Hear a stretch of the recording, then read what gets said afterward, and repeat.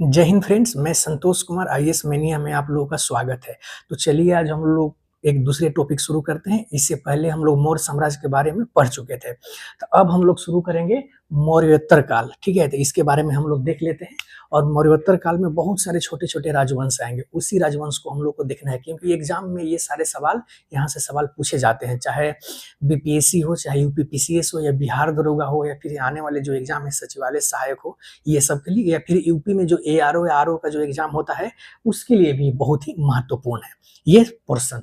तो मौर्योत्तर काल में सबसे पहले हम लोग शुरू करेंगे सुंग वंश। ठीक है, हम लोग सुंग वंश के बारे में हम लोग जानते हैं। 185 से लेकर 87 बीसी तक। बीसी का मतलब ईसा पूर्व, इसके बारे में मैंने आप लोग को पहले ही बता चुका हूँ, इसमें कंफ्यूजन आप लोगों को नहीं होना चाहिए। तो चलिए हम लोग शुरू करते हैं। देखिए, सुंग वंश के संस्थापक पुष्यमित्र सुंग था। क्या कौन था? तो पुष्यमित्र सुंग के द्वारा सुंग वंश की स्थापना की गई थी। इसने मौर्य वंश के अंतिम शासक बृहद्रथ की हत्या करके पुष्यमित्र सुंग ने सुंग वंश की स्थापना की थी। ठीक है, सुंगों की राजधानी, यानी सुंगों की राजधानी कहाँ थी? यहाँ से एग्जाम में बहुत बार सवाल पूछा गया है। तो सुंगों की राजधानी विदिशा थी। कहाँ थी? तो विदिशा थी। ठीक है, नेक्स्ट पॉइंट है पुष्यमित्र सुंग के शासनकाल का सबसे महत्वपूर्ण घटना। यानी जो पुष्यमित्र सुंग था उसके शासनकाल का सबसे महत्वपूर्ण घटना यवनों का भारत पर आक्रमण था। ये ध्यान रखिएगा, क्योंकि ये कथन यानी स्टेटमेंट में ये सवाल पूछ लेता है। ठीक है, कि यवनों का भारत पर आक्रमण किस काल में हुआ, या किस राजा के शासनकाल में हुआ? तो ये पुष्यमित्र सुंग के शासनकाल में यवनों का भारत पर आक्रमण हुआ था। ठीक है, तो इस पॉइंट को एकदम वीवीआई मानकर इसको याद रखिएगा। अगला पॉइंट है पुष्यमित्र सुंग के पुरोहित पतंजलि। ध्यान रखिएगा, पुष्यमित्र सुंग के एक पुरोहित थे जिनका नाम था पतंजलि। इन्होंने महाभाष्य की रचना की थी। इसमें दो क्वेश्चन बनता है कि पतंजलि किसके दरबार में रहते थे? तो पतंजलि पुष्यमित्र सुंग के दरबार में रहते थे। किसके दरबार में रहते थे? तो पुष्यमित्र सुंग के दरबार में रहते थे। तथा महाभाष्य, ये जो महाभाष्य है, इसकी रचना किसके द्वारा किया गया था? तो इसकी रचना पुष्यमित्र सुंग के द्वारा किया गया था। अगला पॉइंट है सुंग काल की महत्वपूर्ण स्तूप। कुछ हम लोग सुंग काल के महत्वपूर्ण स्तूप को देख लेते हैं। पहला है भरहुत स्तूप, वेशनगर स्तूप, तथा तीसरा है बोधगया स्तूप। ये तीनों एग्जाम में यूपीएससी में ये सवाल पूछा गया है, तो इसको ध्यान रखिएगा, क्योंकि आने वाले एग्जाम में भी, जैसे छोटे मोटे भी एग्जाम में अभी ये सवाल ये पूछ सकता है कि सुंग वंश के महत्वपूर्ण स्तूप कौन कौन है? तो भरहुत है, वेशनगर है, तथा बोधगया। ये तीन नाम आप लोग याद रखिएगा। ठीक है, चलिए आगे हम लोग बढ़ते हैं। सुंग काल में संस्कृत भाषा एवं ब्राह्मण व्यवस्था का पुनरुत्थान हुआ था। सुंग काल एक ऐसा काल था जिस काल में संस्कृत भाषा का और ब्राह्मण व्यवस्था का पुनरुत्थान शुरू हुआ।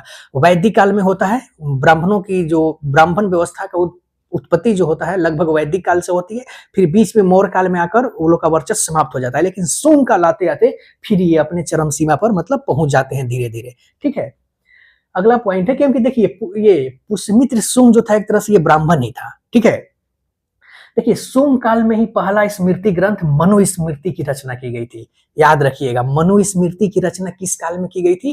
तो सुंग काल में ही की गई थी, जो बहुत ही विवादित रही है। बहुत मनुस्मृति के बारे में चर्चा कभी बाद में हम करेंगे, इसमें क्या था क्या नहीं था, लेकिन ये बहुत ही विवादित हो चुकी है आगे चल के। ठीक है, चलिए हम लोग को एग्जाम के दृष्टिकोण से पढ़ना है, इस पर हम लोग को नहीं जाना है उतना। ठीक है, अगला पॉइंट है सुंग वंश का अंतिम शासक देवभूति था। सुंग वंश का अंतिम शासक कौन था?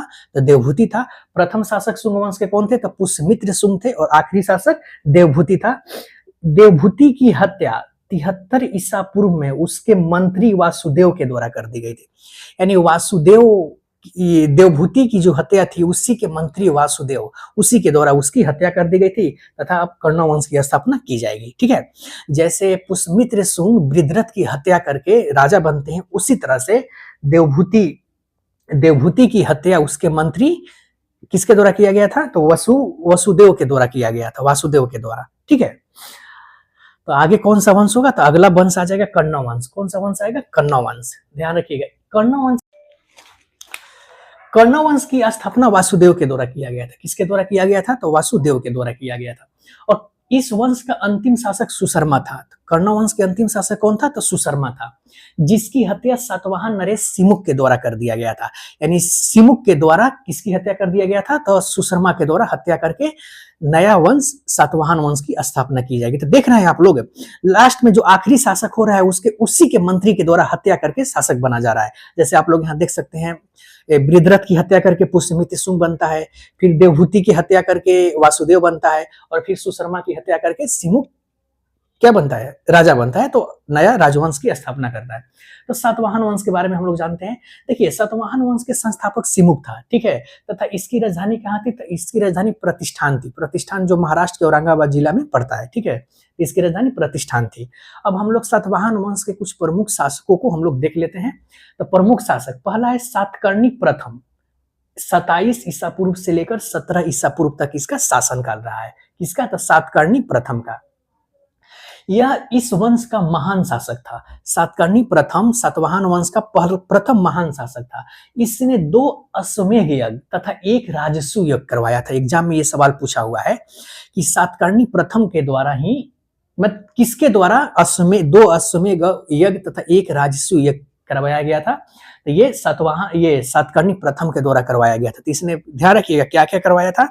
2 अश्वमेध यज्ञ तथा 1 राजसूय यज्ञ इसने करवाया था, ठीक है। इसने यानी सातकर्णी प्रथम के सिक्कों पर अश्व की आकृति अंकित है। एग्जाम में यहाँ से यूपीपीसीएस में सवाल पूछा हुआ है, तो इस बहुत ही इंपॉर्टेंट सवाल है कि किसके चांदी के सिक्कों पर अश्व की आकृति बनी हुई थी? तो सातकर्णी प्रथम। तो सातकर्णी प्रथम के सिक्कों पर अश्व की आकृति बनी हुई थी। सातकर्णी प्रथम ने दक्षिणापथ का स्वामी की उपाधि धारण की थी। ध्यान रखिएगा, तो दक्षिणापथ की स्वामी की उपाधि किसके द्वारा धारण किया गया था? तो सातकर्णी प्रथम के द्वारा धारण किया गया था। अगला पॉइंट है इसके बारे में, नानाघाट शिलालेख। ध्यान रखिएगा, कौन सा शिलालेख? तो नानाघाट शिलालेख में सातकर्णी प्रथम की उपलब्धियों का वर्णन किया गया है। नानाघाट शिलालेख में सातकर्णी प्रथम के उपलब्धियों का वर्णन किया गया है। तो ये सातकर्णी प्रथम से रहा कुछ ही इंपॉर्टेंट चीज, इसको आप लोग ध्यान में रखिएगा, बहुत ही इंपॉर्टेंट सवाल, ये यहाँ से सवाल बन सकता है, ठीक है। अगला आइएगा, अगला शासक, अगला सातवाहन शासक है जिसका नाम है हाल फर्स्ट, 20 से 24 एडी तक। ध्यान रखिएगा, बीसी नहीं एडी मैंने बताया था। एडी के मतलब आप लोग समझ सकते हैं ईसा मसीह के जन्म के बाद वाला। यह सातवाहन वंश का 17वां शासक था। हाल कौन था? तो देखिए, जो सातवाहन वंश के प्रमुख शासक में हुए जिसमें हाल 17वां नंबर। इसके पहले और भी शासक आए होंगे, लेकिन उतना इंपॉर्टेंट वो लोग नहीं है। जो इंपॉर्टेंट है हम लोग उसी के बारे में जानेंगे। तो ये सातवाहन वंश का 17वां शासक था हाल ने गथा सप्तशती की रचना की थी। बहुत बार एग्जाम में पूछा गया है, गथा सप्तशती की रचना किसके द्वारा किया गया था? तो हाल के द्वारा किया गया था। हाल कौन था? तो ये सातवाहन वंश के शासक था। हाल के दरबार में ही गुनायड निवास करते थे। ध्यान रखिए, गुनायड किसके दरबार में निवास करते थे? तो हाल के दरबार में निवास करते थे, जिन्होंने बृहत कथा की रचना की थी। तो बृहत कथा की रचना किसके द्वारा किया गया था? तो गुनायड के द्वारा किया गया था। और ये किसके दरबार में रहते थे? तो ये हाल के दरबार में रहते थे। हाल कौन था? तो ये सातवाहन वंश का 17वां शासक था ये, ठीक है। अगला है गौतमीपुत्र सातकर्णी। ये सबसे महत्वपूर्ण शासक इस वंश का था। 106 एडी से लेकर 130 एडी तक इसका शासनकाल रहा है। सातवाहन वंश का पुनरुद्धार इसी के शासनकाल में हुआ था। जो सातवाहनों का जो पुनरुद्धार, बीच में शासक कुछ कमजोर आते गए, लेकिन जब ये सातकर्णी आता है तो ये कहा जाता है कि सातवाहन वंश का सबसे महान राजा था ये, ठीक है। इसने क्षहरात वंश का विनाश किया था। एग्जाम में सवाल ये पूछा हुआ है, क्षहरात वंश का विनाश किया था क्योंकि इसका शत्रु नहपान इसी वंश का शासक था। इसका एक शत्रु था जिसका नहपान नाम था, वो क्षहरात वंश के शासक था। तो क्या करता है, गौतमीपुत्र सातकर्णी के पूरा का पूरा वंश को ही ये विनाश कर देता है, ठीक है। चलिए आगे हम लोग देखते हैं।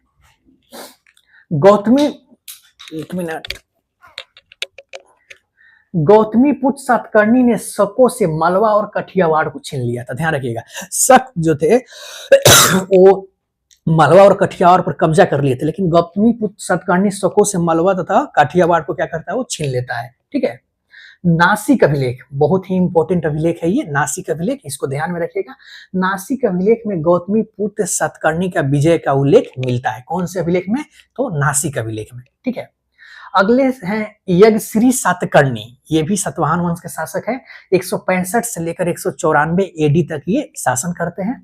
यह सातवाहन वंश का अंतिम शक्तिशाली शासक था। सातवाहन वंश का अंतिम शक्तिशाली शासक कौन था? तो ये यक्षश्री सातकर्णी थे, ये जिसके सिक्के पर मछली संख तथा जहाज अंकित है। इंपॉर्टेंट चीज है, यक्षश्री सातकर्णी के ही सिक्के पर मछली संख तथा जहाज का चित्र अंकित किया गया है ये, ठीक है। तो इसको ध्यान में रखिएगा, ये इंपॉर्टेंट यानी VVI हो जा रहा है ये। सातवाहन वंश का अंतिम शासक पुलवामी चतुर्थ था। सातवाहन वंश का अंतिम शासक कौन था? तो पुलवामी चतुर्थ था, ठीक है। अब हम लोग कुछ सातवाहन वंश के बारे में हम लोग विविध देख लेते हैं, क्योंकि एग्जाम में यहाँ से सवाल बनता है, तो हम लोग देख लेते हैं। सातवाहनों की राजकीय भाषा प्राकृत थी, जो ब्राह्मी लिपि में लिखी हुई थी। तो सातवाहनों की राजकीय भाषा क्या थी? तो प्राकृत थी। किस भाषा में लिखी गई थी? तो ब्राह्मी लिपि में लिखी गई थी। सातवाहन काल में चांदी एवं तांबे के सिक्कों का प्रयोग होता था। सातवाहन काल में चांदी एवं तांबे के सिक्के का प्रयोग होता था, जिसे करशापन कहा जाता था। क्या कहा जाता था? उसे करशापन कहा जाता था।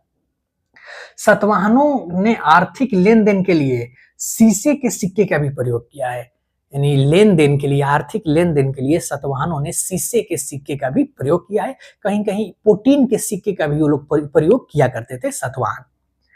सातवाहन शासकों ने ही सर्वप्रथम ब्राह्मणों को भूमि अनुदान या जागीर देने की प्रथा शुरू की गई थी। बहुत ही इंपॉर्टेंट चीज है, और यहीं से हम लोग प्राचीन भारत से हम लोग मध्यकालीन भारत में हम लोग पहुंचते हैं। अभी नहीं, बाद में पहुंचेंगे, लेकिन इसका जड़ यहीं पर है। जो भूमि अनुदान हम लोग सातवाहन शासक जब भूमि अनुदान ब्राह्मणों को देने लगे, तो वही एक टर्निंग पॉइंट रहा प्राचीन भारत से मध्यकालीन भारत में जाने के लिए। इसके बारे में चर्चा हम लोग बाद में करेंगे। तो सातवाहन शासकों ने ही सर्वप्रथम ब्राह्मणों को भूमि दान या जागीर देने की प्रथा शुरू की थी। सातवाहनों में मात्र सत्तात्मक सामाजिक व्यवस्था थी। ध्यान रखिएगा, बहुत ही इंपॉर्टेंट है। यानी सातवाहनों में कैसी सामाजिक व्यवस्था थी? तो पितृसत्तात्मक नहीं थी। कैसी थी? तो मात्र सत्तात्मक थी। क्योंकि देखिएगा इनके नाम के आगे हमेशा माता लगा हुआ है, गौतमी पुत्र सातकर्णी, ठीक है। अब सातवाहनों का प्रमुख वास्तुकला के बारे में हम लोग देख लेते हैं। पहले कार्ले का चैत्य, ये सातवाहनों से संबंधित वास्तुकला है। अजंता एवं एलोरा की गुफाओं का निर्माण, ये सातवाहनों का से ही संबंधित है। ये अमरावती एवं नागार्जुन कोंड के स्तूपों का निर्माण, ये सातवाहन काल में ही हुआ है। तो चलिए हम लोग 4 राजवंश के बारे में देखें मौर्योत्तर काल में। कल हम लोग आगे हिंद यूनानी के बारे में देखेंगे, फिर कुषाणों के बारे में देखेंगे, पहलव के बारे में देखेंगे। तो इसकी चर्चा हम लोग अगले क्लास में करेंगे। आप लोग इसको अच्छे से एक बार रिविजन करिएगा। अगर नहीं समझ में आए तो वीडियो को दोबारा देखिएगा, क्योंकि एग्जाम के दृष्टिकोण से ये बहुत ही महत्वपूर्ण है। तो चलिए हम लोग कल मिलते हैं। धन्यवाद।